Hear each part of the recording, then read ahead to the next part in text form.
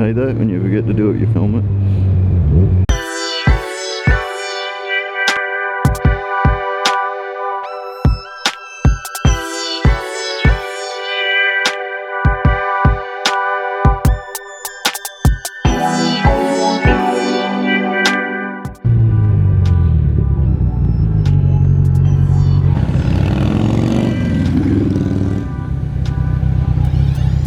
Got a response from a Harley dude. Holy shit.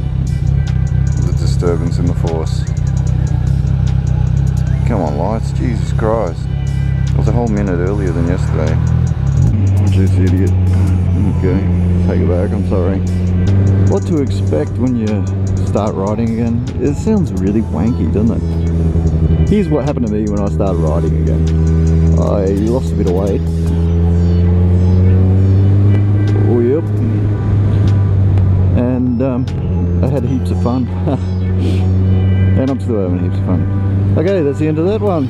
Thanks for listening. Thanks for watching. Mods and gear. What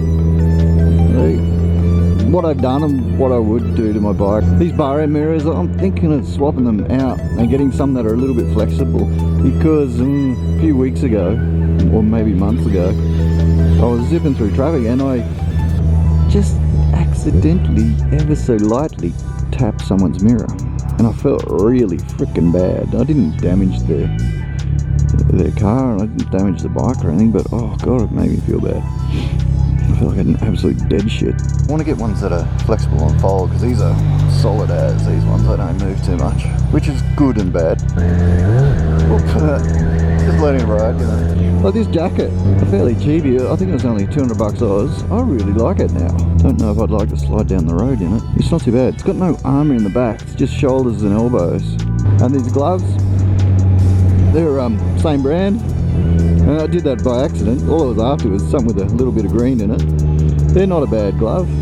They're a bit light. Again, I don't know if I'd like to slide too far down the road, but they got knuckles in them, and these are excellent for summer. And I know it's the middle of winter here in Australia, but I've been wearing these through winter, and oh, by the time I get to work my hands are a little bit cold, but acceptable. My pants, I got bullet Kevlar pants, and I don't know the full story of it. It's probably a bit of a sales spiel, but they're supposed to be synthetic Kevlar or some rubbish, which means you can just machine wash them and they can last up to 10 years or so. Boots, I've got RST boots. I bought them like half a size small, and kind of not on purpose, but oh, got that pothole, just because they were on special and they were a great price. In the end, it was a good thing. I just wore them I bought them before I bought the bike, and I wore them a couple of hours every day just to sort of get them in. Jesus, they hurt my feet at first, but they've sort of stretched a bit, and now I forget to take them off all the time because they are that comfortable. I'm still looking for another jacket, and I'm gonna have to find some other gloves at some stage. And then my tank bag. That tank bag is just a godsend. It's so good. There is one bit I don't like on it, and that is this bloody thing here. This thing. It's supposed to be, you know, protect your tank, but all it's done is rub on the bloody tank. I've got to polish it to get rid of that sort of little rubby spot, but it's good. The plastic on the front here is touch sensitive. You can touch through it, touch the screen on your phone or your iPad or whatever you got in there. This one's a 25 litre jobby, so it you unzip this bit here, this bit, and the whole thing extends up, and you can fit heaps of stuff. I've had a full jacket that had armour. I've been able to fit that in there with gloves and all that crap. So I'll bring it.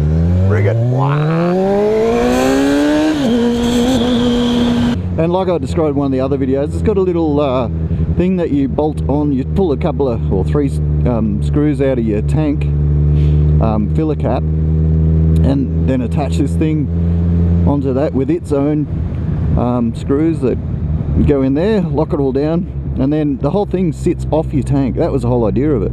So nothing touches your tank, so you don't scratch the shit out of your paint. which is a common complaint for the tank bags. You can modify the position forward and back depending on what bike you got, I guess. But this is still just as it came. Can't remember how much it was. It was a couple $100, but worth it. The headlights, so I got to do a bit more with those.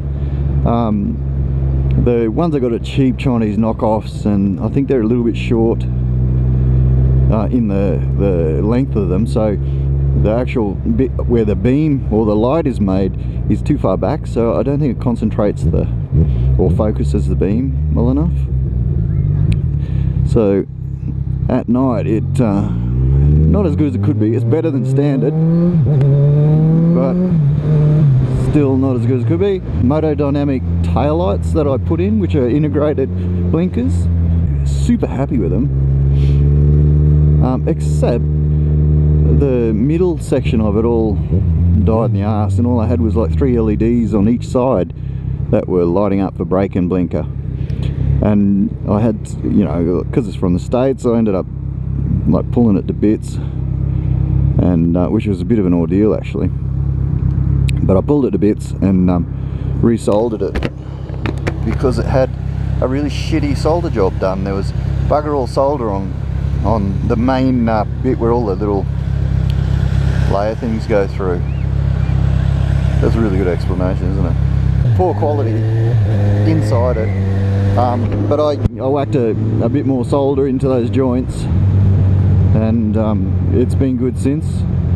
Now the mods that I would recommend for the bike, the pipes that I put on, I would definitely do that. And it's not performance, it's just for look. Well, that's all it was for me. Look and noise. It gives me a bit more presence in traffic, and people can hear me coming, and the kids, they can hear me coming, so they know to make me a cup of tea as I'm coming down the street. Oh, look at this clown.